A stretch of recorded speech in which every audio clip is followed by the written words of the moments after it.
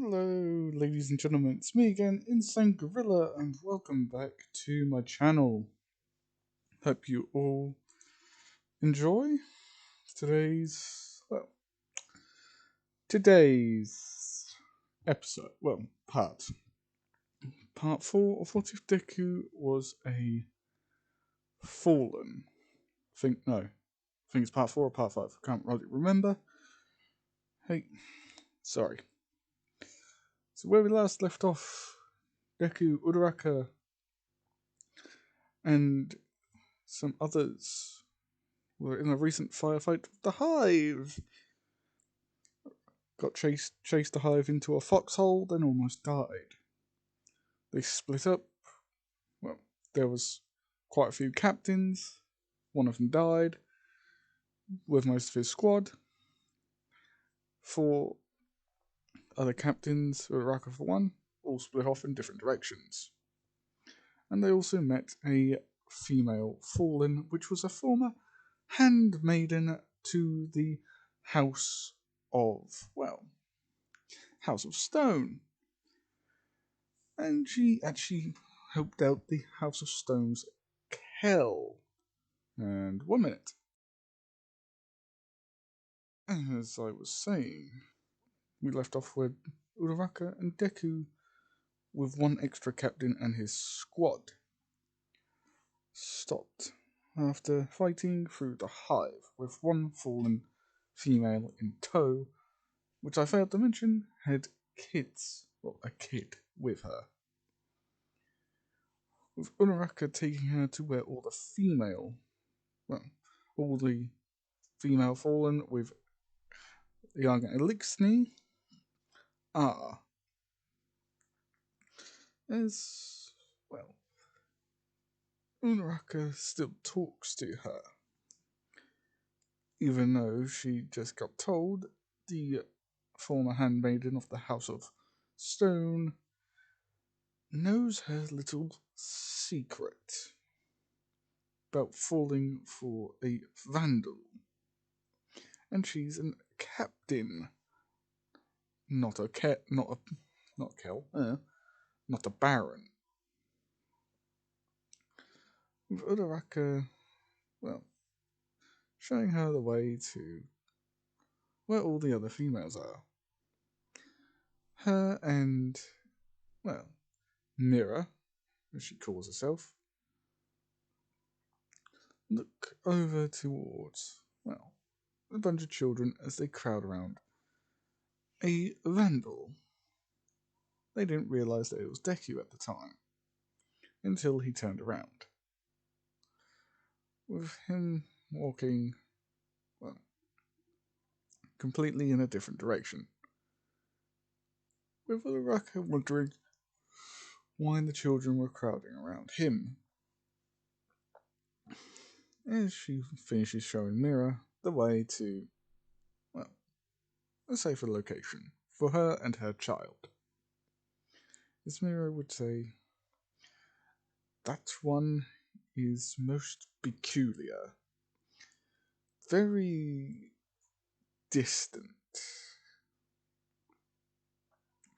always seems to be acting out of interest for others rather than self, just like Kel of Stone. Kel of Stone stayed behind with the rest of House to prevent whirlwind from occurring. Died in glorious battle. That's one I see similar traits. What do you think? With the actor saying, I quite honestly don't know. He's, well, different, as Mira would quickly jump in. With Vodarak saying, kinda.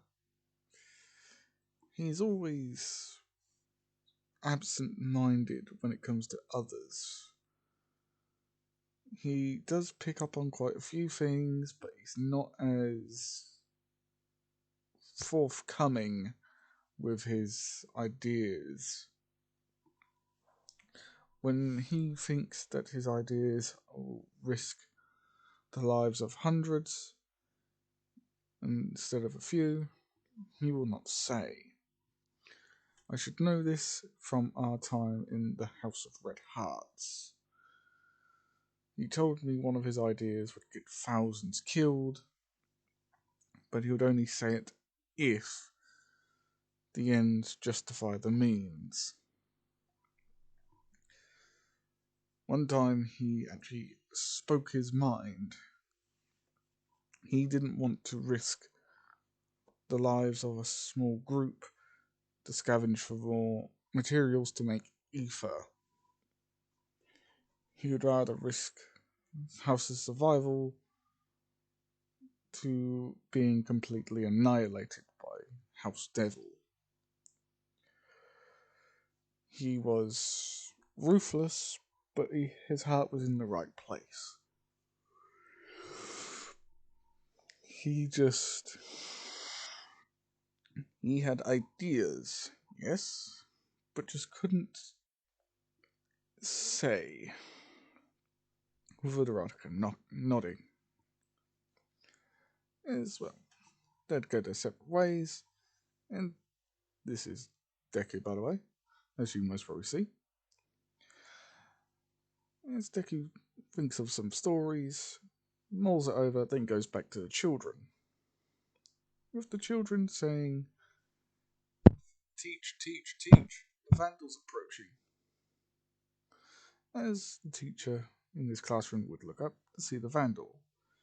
And she says, you must be Vandal they were talking to yesterday.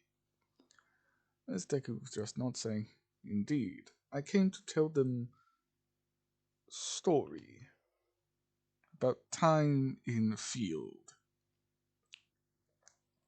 With the children shouting, "Yay, we get to listen to story from Vandal, who must be very well experienced fighting these hive." As well, Mira, with her youngest, well, her daughter, walks past, hearing. They get to hear stories, with Uraraka a few minutes later turning up. As she is about to speak, Mira puts one of her fingers up to her lips, saying, "Shh, daughter, trying to sleep." But overheard children talking about stories from a vandal, listening in to see, well, to hear what is said. Yes. With Uraraka nodding, just opening the door as Deku looks over her, and she just waves him up, just saying, "Continue, don't mind me." As Mira walks in as well, as Deku starts regaling them about a story, as he would say, "Where do I begin? Perhaps at the beginning." So, the beginning of when I was found as a infant by Hell of House of Red Hearts. With the young children starting to get in closer as he regales it.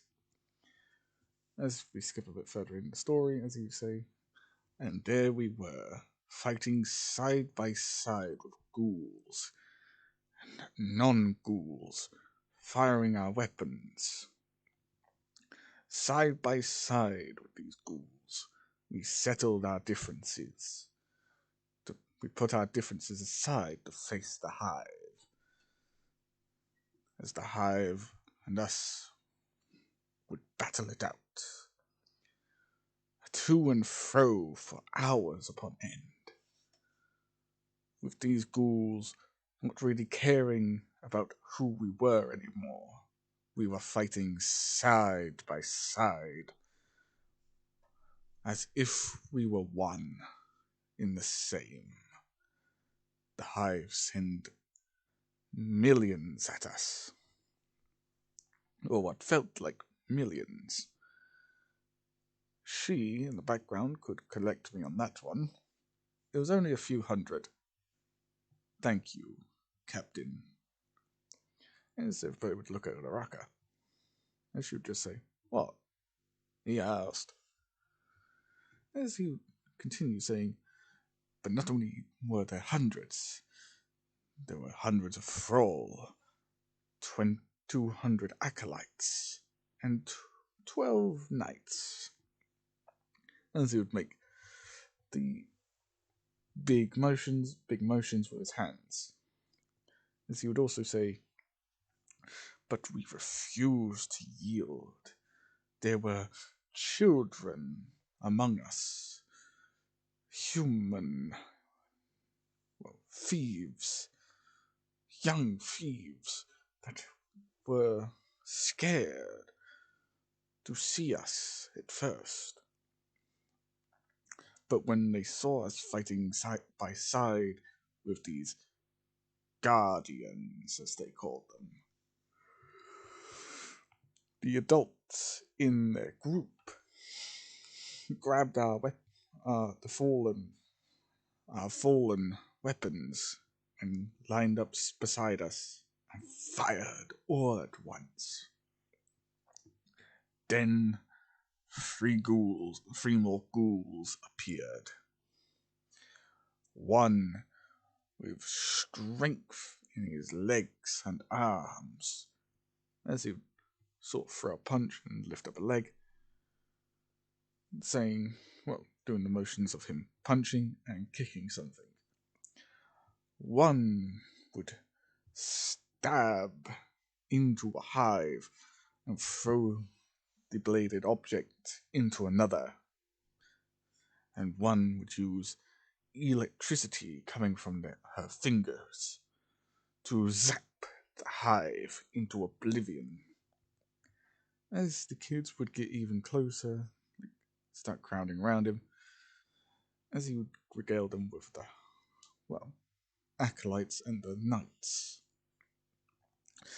One of the knights then grabbed hold of me after getting too close.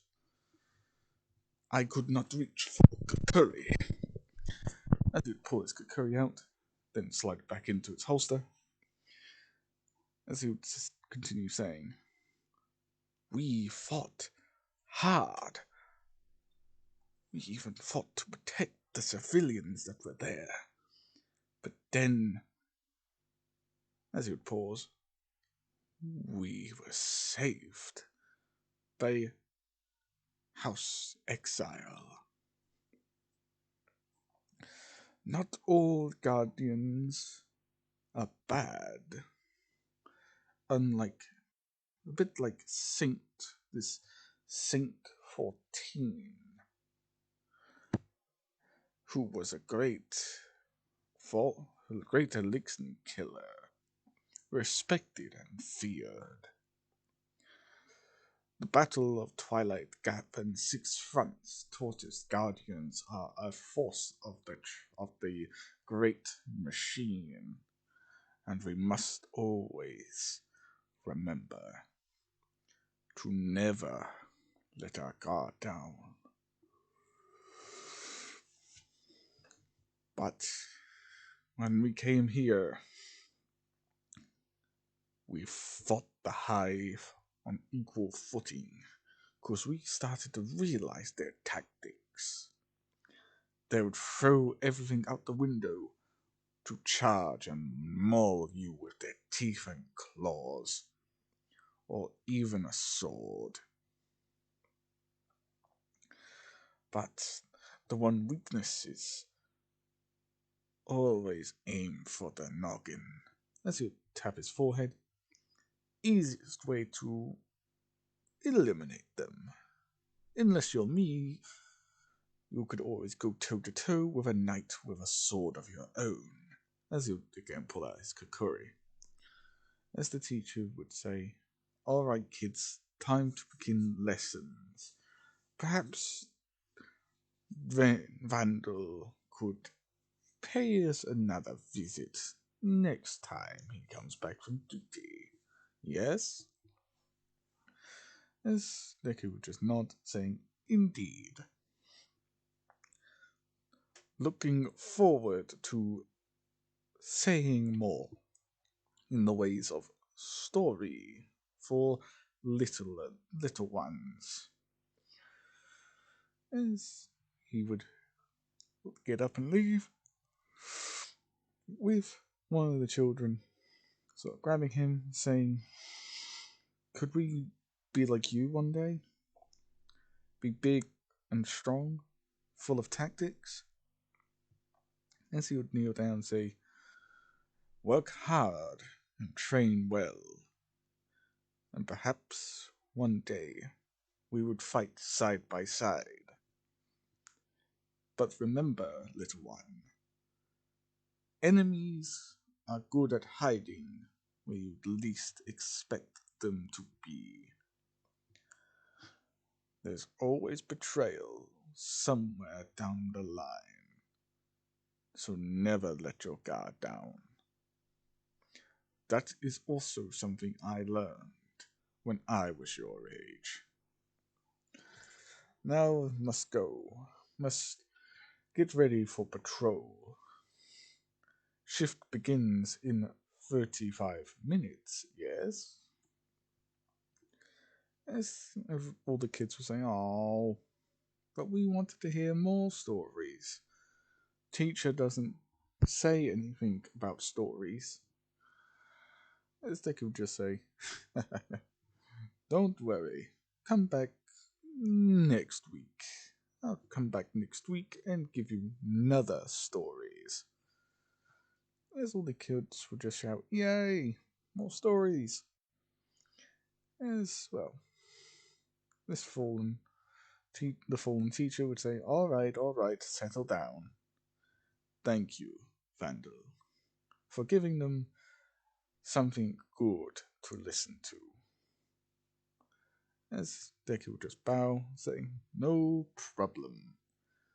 Children need stories, yes? As he would walk off, with Uraraka following, saying, that was one hell of a story. Honestly, you had me jumping for a bit there. As Deku would just laugh, saying, sorry. Had to make it all up as I went. As Uraraka would just say, that story was brilliant. Especially with you telling them to fight alongside the ghouls when it's necessary. Not all ghouls are bad. That much is true, as we figured out. A lot of the fallen believe the human race, as they are known, to be stealers. But perhaps they are not as well as they once were. With them walking around, a few dregs start crowding around Deku and Uraraka. With, well, them, one of them saying, excuse me, Captain Andrew Vandal, but there was a skiff not too long ago that took off. It was wearing the colours of red hearts, but it was dark in colour. With Deku saying, a stealth skiff. I thought my stepsister, well, my adoptive sister, would not care if I vanished. But I've never seen a stealth skiff before. Which direction was it heading? With this drag saying northwest. It was making pretty good speed. We didn't really realize it was there until we saw some dust as it was leaving. And Deku just saying, interesting. Did you see any other fallen around wearing darker colours? Hmm? With this drag saying no. Stealth vandals and stealth dregs, most probably. They're good at covering their tracks. Be prepared for a unexpected and unwelcome visit from Red Hearts. That stealth skiff will most probably return with a bunch of others, but most probably just for me. As well, Deku would move on. In 1 minute, guys, I just need to sort something out. Okay, sorry about that. And where we last left off is that Deku just got told about the stealth skiff. With Uraraka then saying, if your sister is coming for you, we must make sure we are prepared for her arrival. Yes? With Deku replying, stealth skiff. Not particularly well known. Has different signature on scanners. But yes, must prepare. As they would move on, as a few days go past, with no sign of any stealth skiffs or stealth vandals. As they would get a transmission from, well, two captains, as they would shout, Mayday, mayday, mayday. Captain of Squad 2 and 5. Reporting in. We need immediate reinforcements. We are pinned down by Hive. Repeat, we are pinned down by Hive. We have lost half of our squads. Repeat, we have lost half. If we can have reinforcements, that would be brilliant right about now. Repeat, we need immediate reinforcements. The Hive have several ogres bearing down on us, and we are outnumbered by Thrall. We are currently held up in an old, bunker of sorts that the Hive are having trouble getting into. We have barred the doors. We have barred the windows. We've made kill zones. But we need immediate reinforcements. The Hive will not stay idle for long. They are gearing up for a big all-out assault. Mayday, mayday, mayday. If any fallen on the moon can hear this, please help us. Well, everybody's sort of getting the message as they would swiftly move on to the location where the fallen are. With Deku, Uraraka, and, the same group they were with before, one being Toya and the other one being, muscular. No. I think one was Shoto and the other one was Toya. Sorry. I messed up. With Shoto and Toya getting up. There's the two vandals that were part of the old captain the old captain's group before he was soundly annihilated. As they would say, hold up, wait for us. As they would run up to Uraraka saying, we're going with you. You'll need the extra firepower and we're good at sniping. As she would say, fine, but who are you? What are your names? As they would go, well, if one of them would speak up, as Uraraka thought he was a man, it turns out to be a she. And she would say, my name is. Well, my name is Mina. As the other one would speak up, saying, my name is Kaminari. As they would all give their own names out, as they would then move out with four other squads. As they would get to where the two captains were, which turns out to be Site 1.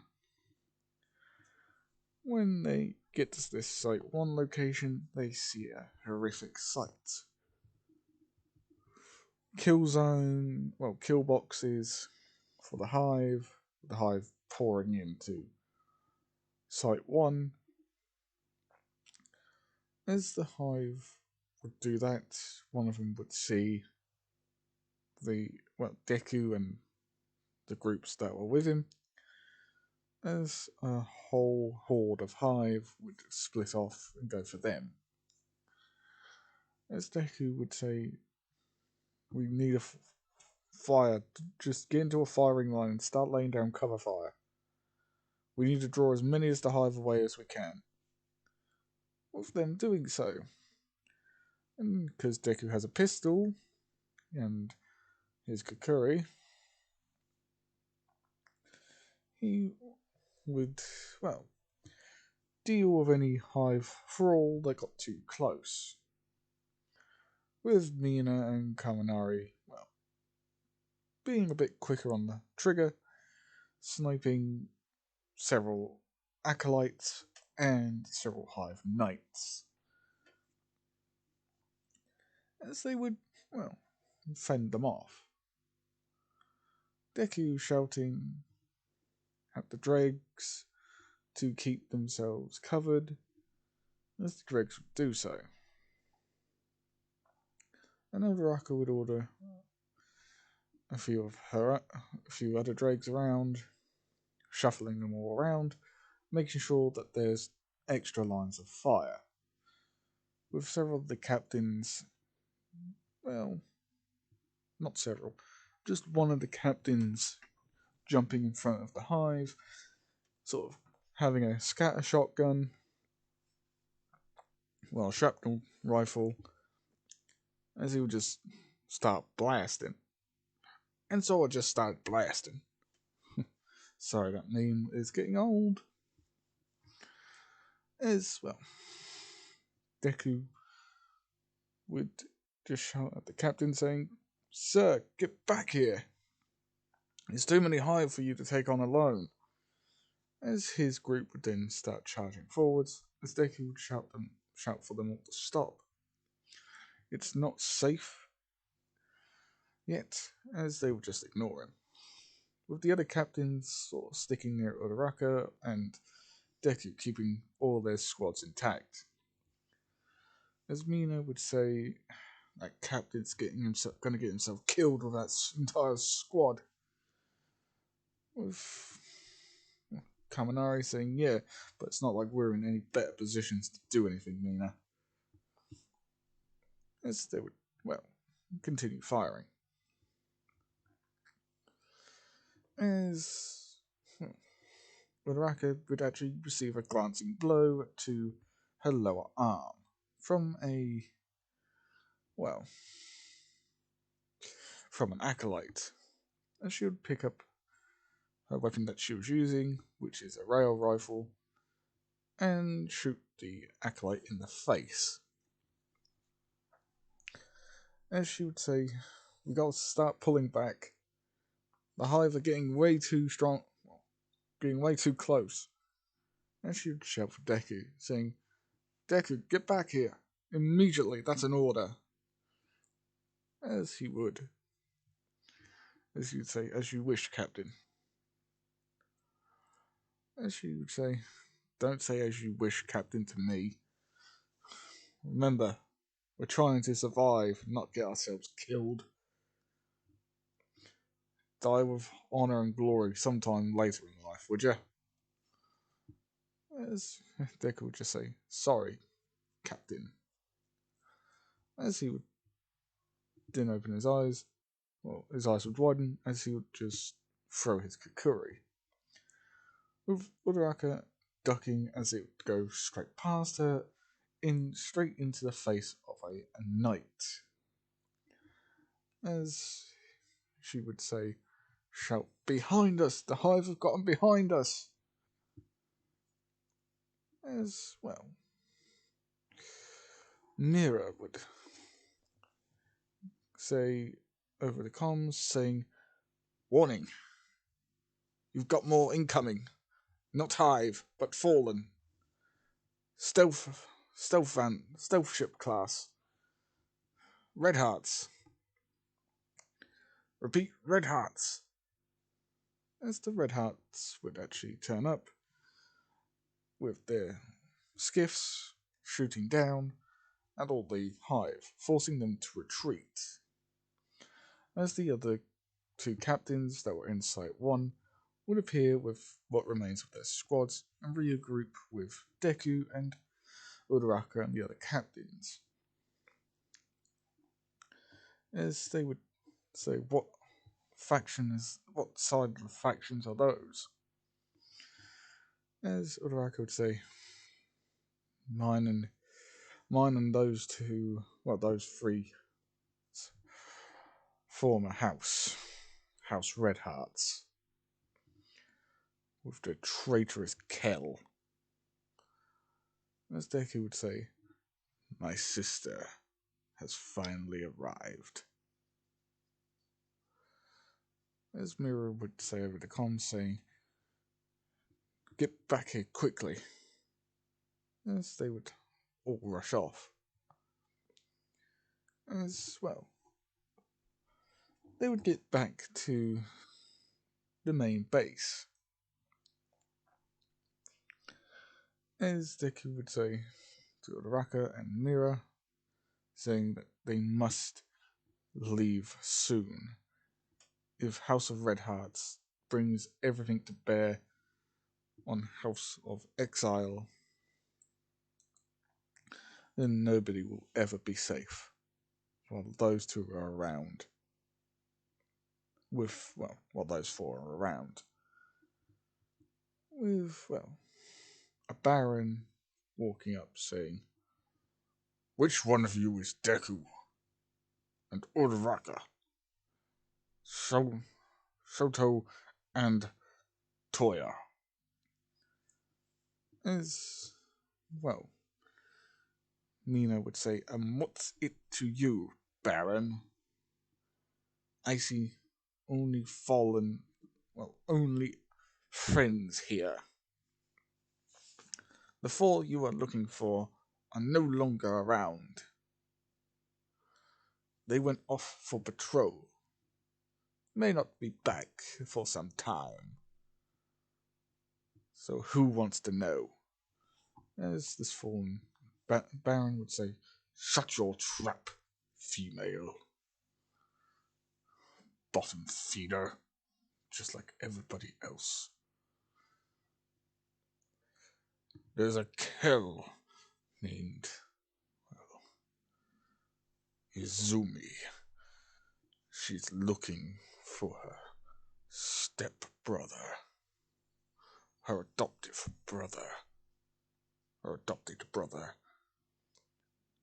And his name is Deku. So, where is he? She is also looking for Toya, Shoto, and Uraraka. Apparently, those four have betrayed her and tried to kill her. As Deku would stand up, saying, that is a bold statement, and a bold-faced lie. I know what she's truly here for. She's here to make an example out of me. As he would say, so you're Deku. Honestly, I don't care what she says. I just want to know which one you are, so I know to keep my eye out for you. She says if I do not bring you to her immediately, she will bring her entire house upon us. Miss Dick would laugh, saying, her house is so weak now. She has lost so much. She's lost good tacticians because they do not agree with her methods. She's most probably come here to gloat. To even better, ask for your house, for aid. But she's mainly here to force me back into line. As Odorek would say, she's also here for us three as well, Deku. Don't count us out of that one. As Mira would speak up, saying, perhaps I could speak to her. I could be mitigator. Tell her the truth, saying that your house is weak enough as it is. A prolonged engagement with House Exile would destroy House. Civilians, children would die. Do you really want that to happen? As Deku would speak up, saying she won't listen to you, Mira. No offense to you, but she won't listen. To her, you have no say in anything. She wants me. But it's my turn to speak up to her, or speak down to her. So, Baron, take me to her. Right this way. As this Baron would take Deku with him, as he would say, I don't know what this is all about, but I'm looking forward to the show. As Uraraka, Darby, Uraraka, Toya, and Shoto, along with Mina and Kaminari and Mira, all walk with them as well, along with quite a few dregs. And, well, a couple of Vandals also walk with them as well, along with the captains who have actually fought alongside them. Oh, and if you're wondering what happened to that captain who jumped out in front of all the hive, granted, he is dead. He got ripped limb from limb, just like the other guy. With Deku walking in front of, well, his sister, well, adoptive sister, as he would say, Izumi. As she would say, traitor. So, you little runt. When were you going to come out of hiding and face me? Perhaps when you got, oh, I don't know, a smarter brain. And not your treasonous words. Look what you've done. You've caused my best, one of the best, to defect with you and your treasonous ways. With your treasonous ways. As Uraraka would speak, saying, wrong. Kill. Of red hearts. Unlike you and your weakness, he makes hard decisions for betterment of entire house. You only savor agonizing words that make us all feel bad. Like we can't do anything right. So what's your true point of being here if only to insult all of us? As, well, Shoto and Toya walk forward, as because they're still both dregs, as they would say. All you have done is caused the House of Red Hearts pain.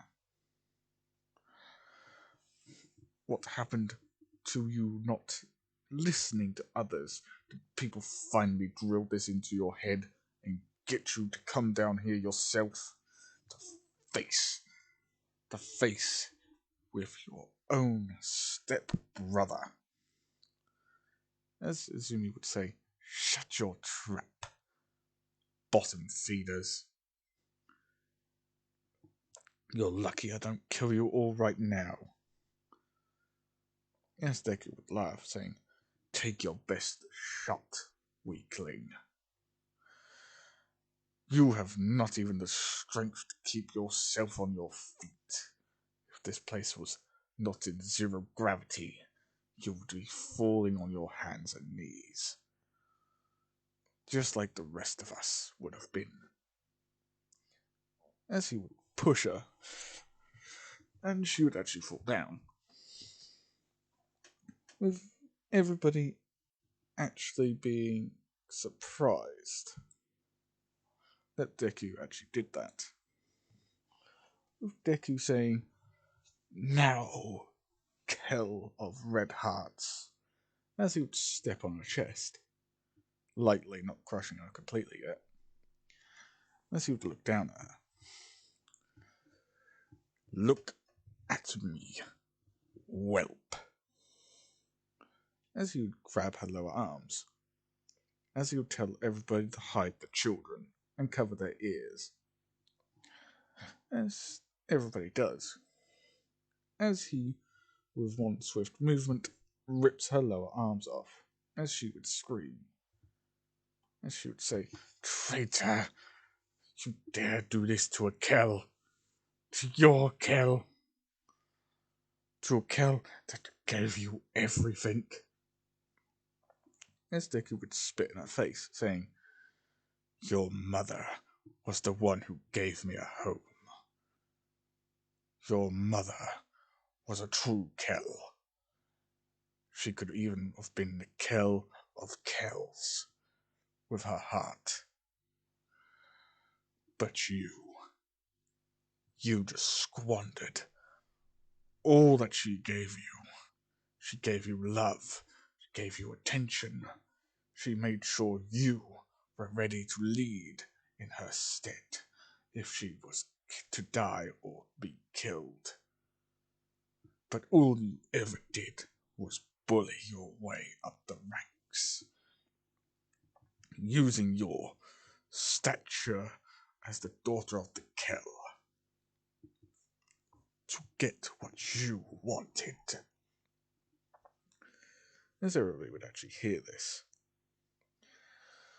all you ever wanted was power and the love and attention of everyone.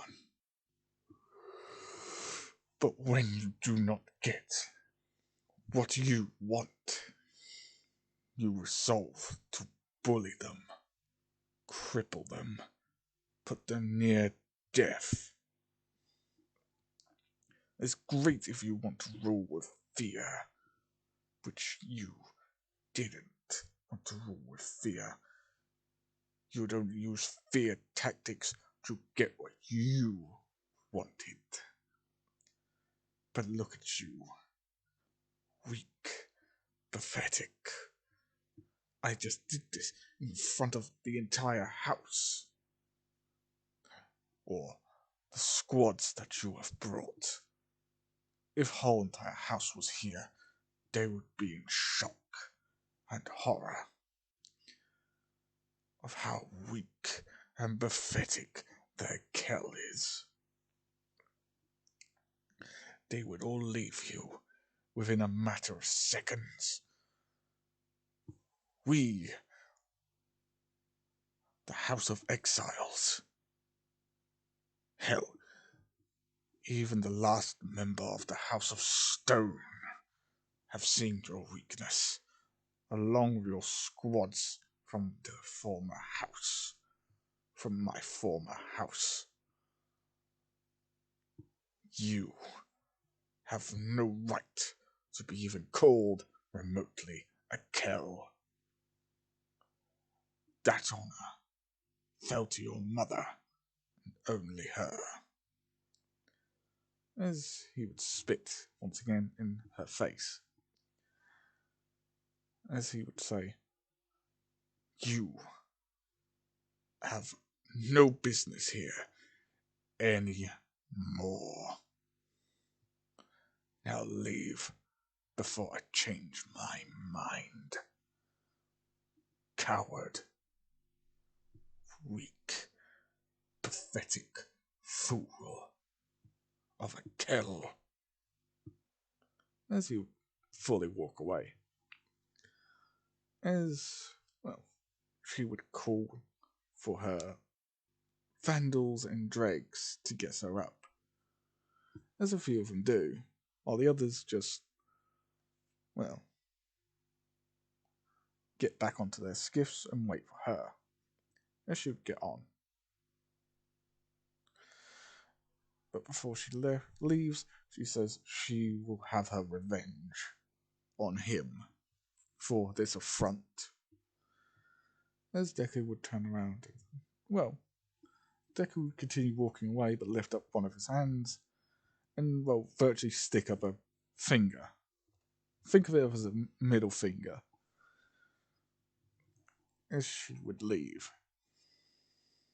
with the whole of House Exile, well, sort of cheering, saying, that was one hell of a show.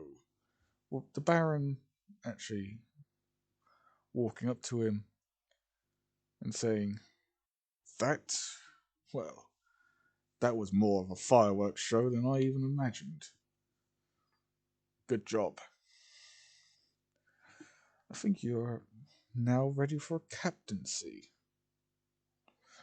As Deku would say, I've only been here for a few months. I prefer to hold that off for quite some time still. As the Baron would say, I understand. But remember, a captain has dregs and vandals following him. Or her.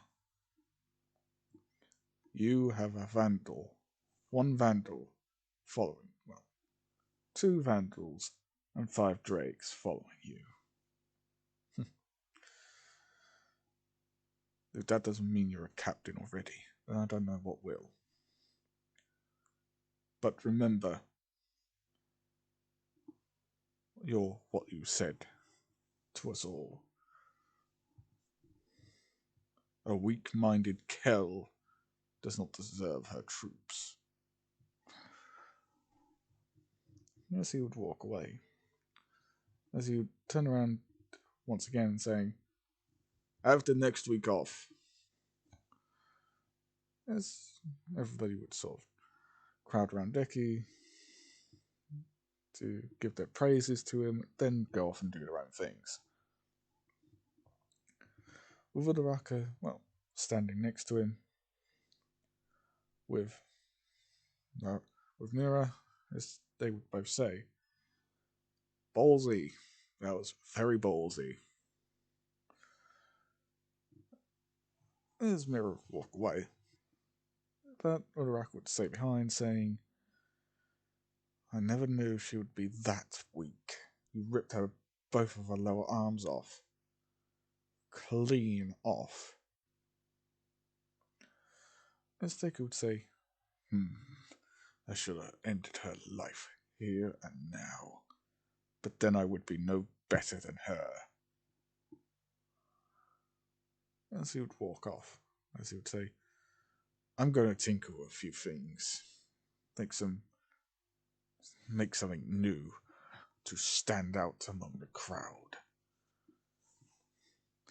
If you ever want new armor,